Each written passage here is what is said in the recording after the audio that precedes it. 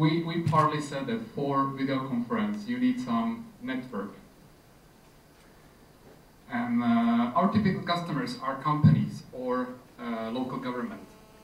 This means that those companies already have some networks which are protected. Normally there is some device like firewall that blocks the traffic and keeps the resources in the network in a secure. So this means that those two networks, like if it's company A and company B, they cannot talk directly because of these firewalls and things blocking the traffic. And basically there is internet, which is everybody's talking to internet. Yeah? Everybody's sending emails, everybody is browsing the web pages and so on. So we can use internet for interconnecting the companies together. So for that we need, of course, some device which is capable of capturing audio, video, plus some additional data, as you could see in the real examples. And this must be compressed to quite tiny channel, because as we said, there is some bitrate requirement, like the speed of the connection that you need to have. And I mean, the raw image, of course, takes much more than 384 kilobits that was mentioned here. So in order to get this like small speed, which is basically anything that ADSL lines or cable TV internet can provide today, you need some device which can compress the information to small bandwidth.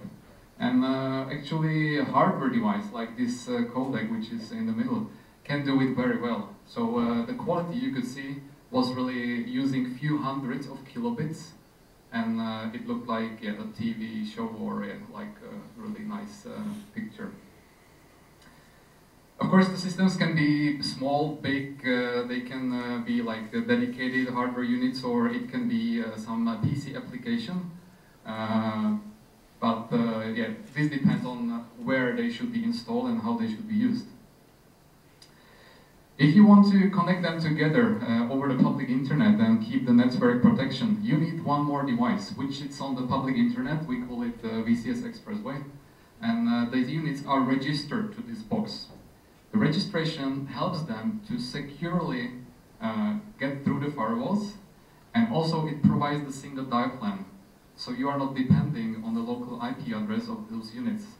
I mean, the unit or the IP address of the unit can change. The unit can be moved to a different location, but you can still reach it under the single address or number. As you could see, we called our colleagues like using his email, like trude.shelby@tandberg.com. Actually, this is both email of Trude as well as her video number. So this is a great tool that helps to connect companies together. And as you can see, either it's like public internet where the quality cannot be guaranteed like for 100%. It normally works quite fine.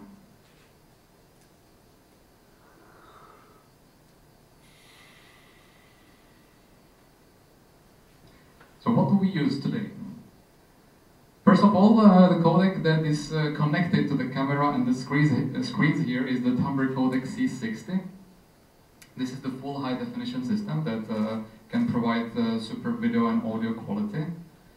Also, it's a great tool for collaboration. As you could saw the presentation sharing, this can be done live in real time. The resolution or the quality you see from the far end is basically the same as you were, let's say, looking at a PC screen locally.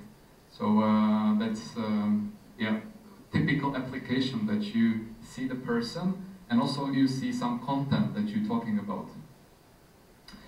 Also, this codec has inbuilt multi-point capability, so as we briefly showed you, you can connect more sites together to get different locations in one conference. So you can be on more places at the same time. And as you can see, it's let's say designed to be installed in a rack. So this is not like the typical way it should be. Normally a user shouldn't see this codec, it should be somewhere hidden. And it can be easily connected to any third-party equipment because all inputs and outputs on this codec are just standard-based. So you don't need any special cables or converters to use what you already have.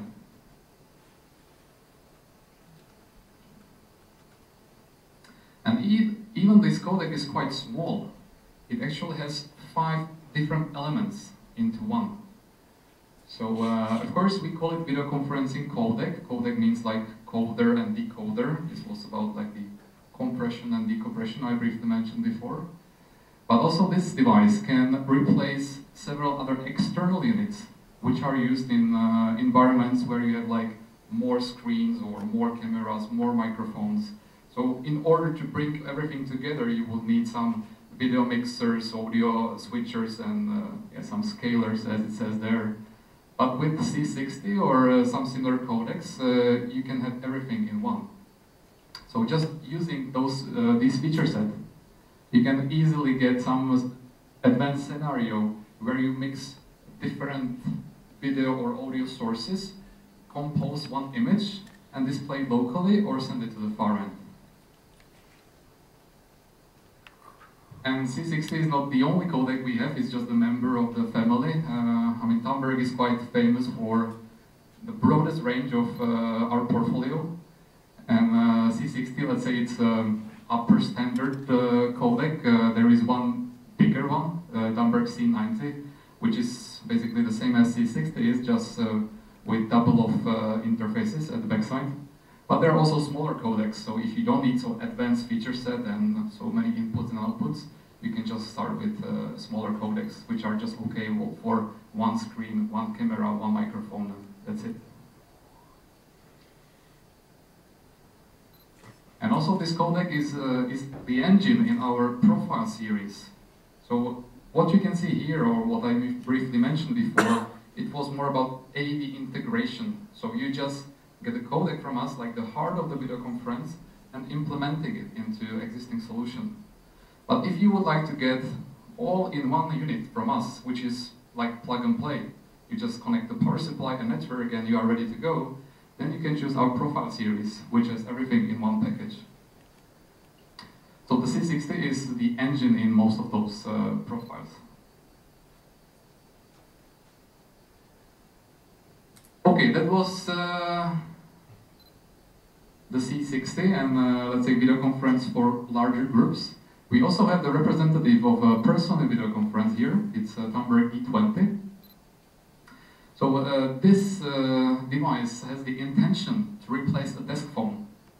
So why should you have a standard desk phone in front of you when you can have a video phone which do both audio and video? And actually the audio which you can get from E20 is much better than a standard telephone can do. So it's still the 20 kilohertz CD quality that this phone is providing. Actually, in home office environments, this is what we normally use in our daily basis.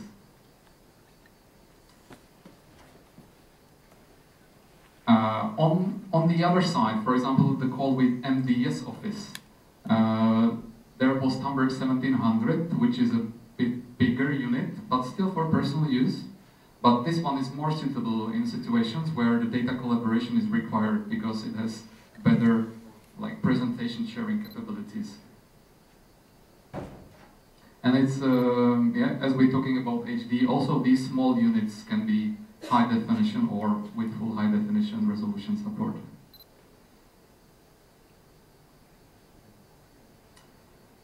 So all of those elements are part of our total solution, which, well, this is like quite a small picture with a lot of details, but just you can imagine that in order to bring everything together, you need like endpoints, and in most of the cases, or some of the cases, you also need the video conferencing infrastructure, which is the, let's say, main part of the picture.